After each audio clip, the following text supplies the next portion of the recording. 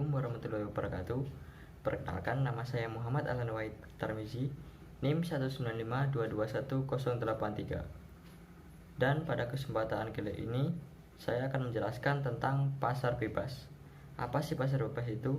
Pasar bebas adalah proses kegiatan ekonomi yang dilakukan dengan tidak adanya hambatan buatan atau hambatan yang diterapkan pemerintah dalam perdagangan antar individual dan perusahaan-perusahaan yang berada di negara yang berbeda.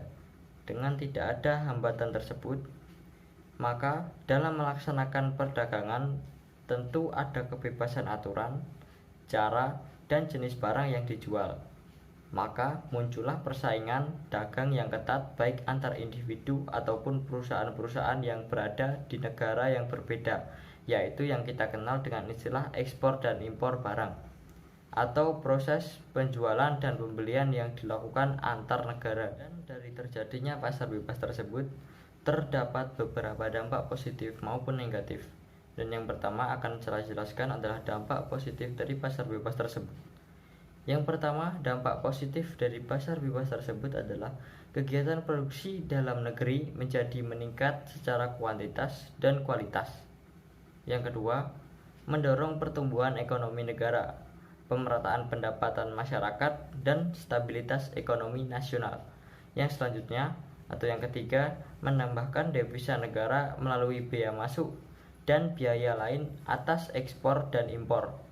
Dan selanjutnya atau yang keempat, mendorong kemajuan ilmu pengetahuan dan teknologi dalam negeri, terutama dalam bidang sektor industri dengan munculnya teknologi baru yang dapat membantu dalam produksi barang lebih banyak dan dalam waktu yang relatif singkat.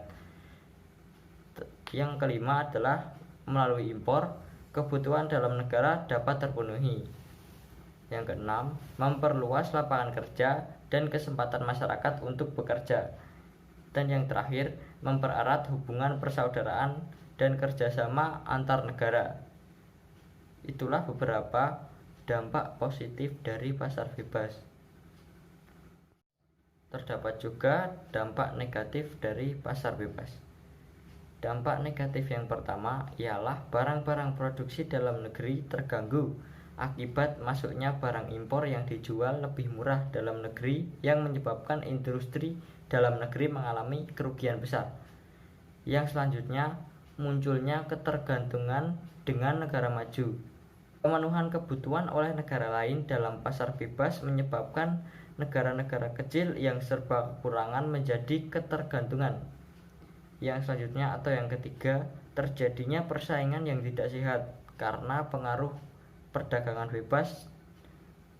Dalam pasar bebas, setiap produsen boleh melakukan apa saja untuk menghasilkan produk dan bersaing memasarkannya karena tidak adanya campur tangan pemerintah dan aturan yang mengikat, sehingga memungkinkan persaingan yang tidak sehat serta mengakibatkan monopoli pasar. Terus dampak negatif yang keempat dan yang terakhir, bila tidak mampu bersaing, maka pertumbuhan perekonomian negara akan semakin rendah dan pertambahan pengangguran dalam negeri juga semakin meningkat. Mungkin cukup sekian yang bisa saya sampaikan dan akan dilanjutkan oleh teman saya. Terima kasih. Assalamualaikum warahmatullahi wabarakatuh. Perkenalkan, nama saya Diana Fatikah, NIM 195221088. Di sini saya akan menjelaskan tahapan-tahapan dalam memasuki pasar bebas atau bisnis internasional. Tahapan pertama yaitu ekspor insidental. Nah, proses ekspor insidental ini adalah proses pertama di mana perusahaan itu hanya akan mengekspor barangnya saja tanpa menyertakan modal, proses produksi maupun lisensi. Setelah transaksi ekspor insidental ini berjalan dengan baik dan lancar, maka dilanjutkan dengan ekspor aktif, di mana perusahaan negeri sendiri itu mulai aktif untuk melaksanakan manajemen atas transaksinya. Lalu tahap kemudian yaitu tentang lisensi. Nah, yang dimaksud dengan lisensi adalah merek produknya, atau ini bisa berupa dengan merek dagang, paten, copyright, ataupun desain industri. Jadi perusahaan ini menjualkan merek dagangnya seperti itu.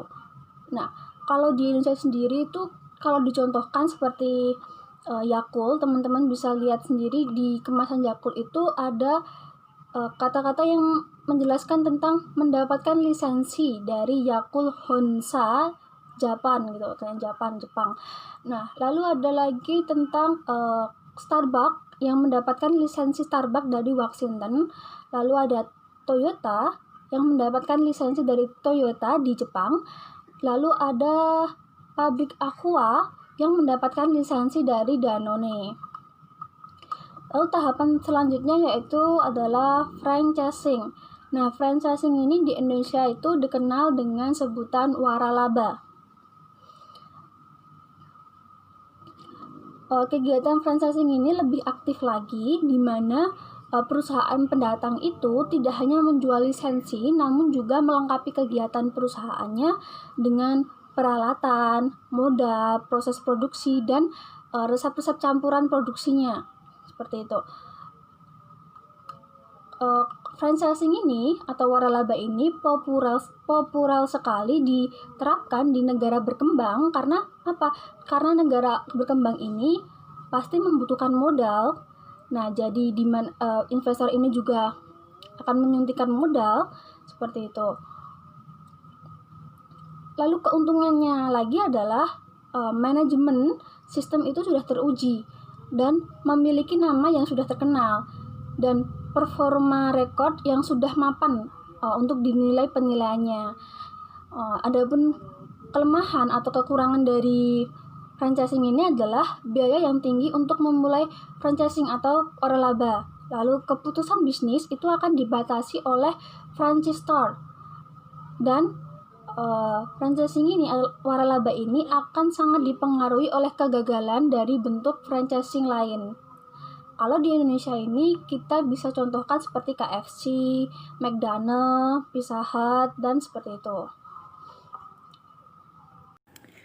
Saya Puji Astuti, NIM 096. Di sini saya akan menjelaskan tentang yang pertama itu pemasaran di luar negeri. Langsung saja, yang pertama itu pemasaran di luar negeri. Bentuk ini memerlukan keterlibatan yang tinggi dari perusahaan pendatang untuk memasarkan sendiri produknya di luar negeri. Nah, hal ini lain dengan bentuk bisnis sebelumnya, di mana pemasaran masih dilakukan oleh perusahaan penerima. Yang selanjutnya itu adalah produksi dan pemasaran di luar negeri. Dalam bentuk ini, perusahaan pendatang mendirikan perusahaan di luar negeri dan melakukan produksinya, kemudian menjual hasil produksinya di negara itu maupun negara lain. Perusahaan yang melakukan bisnis seperti ini disebut seperti multinational corporation atau MNC. Dan yang terakhir itu adalah hambatan-hambatan dalam memasuki bisnis internasional. Di sini itu ada 4 hambatan. Yang pertama itu adalah batasan perdagangan dan tarif bea cukai. Apabila suatu negara tidak memperbolehkan transfer barang dalam jumlah besar, sementara tarif bea masuk adalah pajak terhadap barang yang diperdagangkan. Yang kedua itu adalah perbedaan bahasa sosial budaya. Perbedaan bahasa merupakan hambatan bagi kelancaran bisnis internasional. Hal ini disebabkan karena bahasa merupakan alat komunikasi yang vital, baik lisan maupun tulis. Yang ketiga itu ada kondisi politik dan hukum. Hubungan politik yang kurang baik antar satu negara dengan negara lain tentu akan mengakibatkan terbatasnya hubungan bisnis antar kedua negara. Dan hambatan yang terakhir adalah hambatan operasional. Di sini itu ada 3 penyebab yang mempengaruhi hambatan operasional. Yang pertama itu transportasi atau pengangkut barang. Yang kedua adalah peraturan atau kebijakan negara lain, dan yang terakhir adalah perbedaan tingkat upah.